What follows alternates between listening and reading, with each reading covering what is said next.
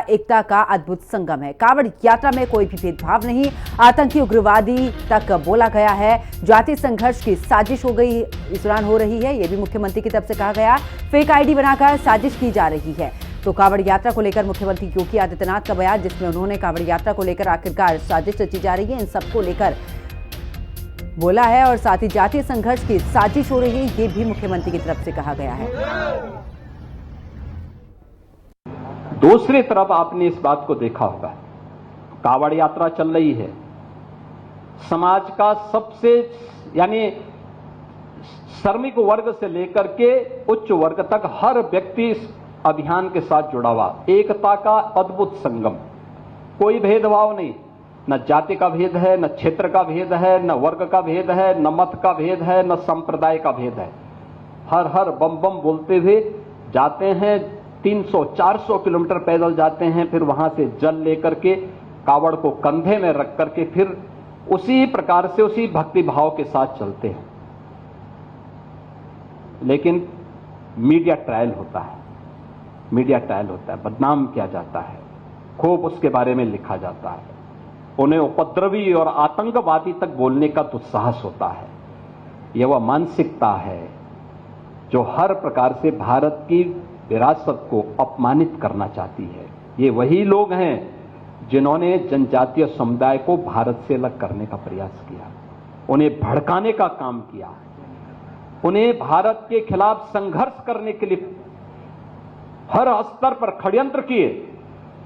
ये वही समुदाय है जो भारत की आस्था का सदैव अपमान करता है, और यही वे लोग हैं जो आज सोशल मीडिया प्लेटफॉर्म का फेक अकाउंट बना करके जातीय संघर्ष की स्थिति को पैदा करना चाहते हैं।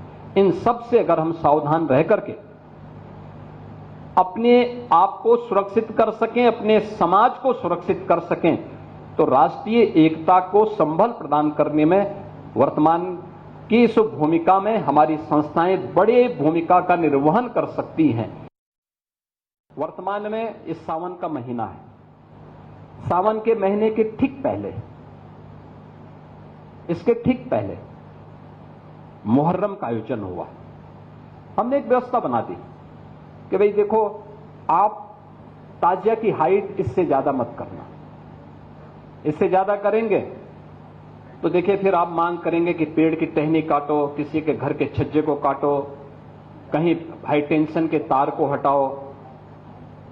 अब एक आयोजन के लिए हम हाई टेंशन तार हटाएं, एक बड़े तबके के लिए, गांव के लिए या शहर के लिए बिजली बाधित कर दें, तो ये तो उन लोगों के साथ अन्याय है भाई, जो बिजली बिल का भुगतान कर रहे हैं।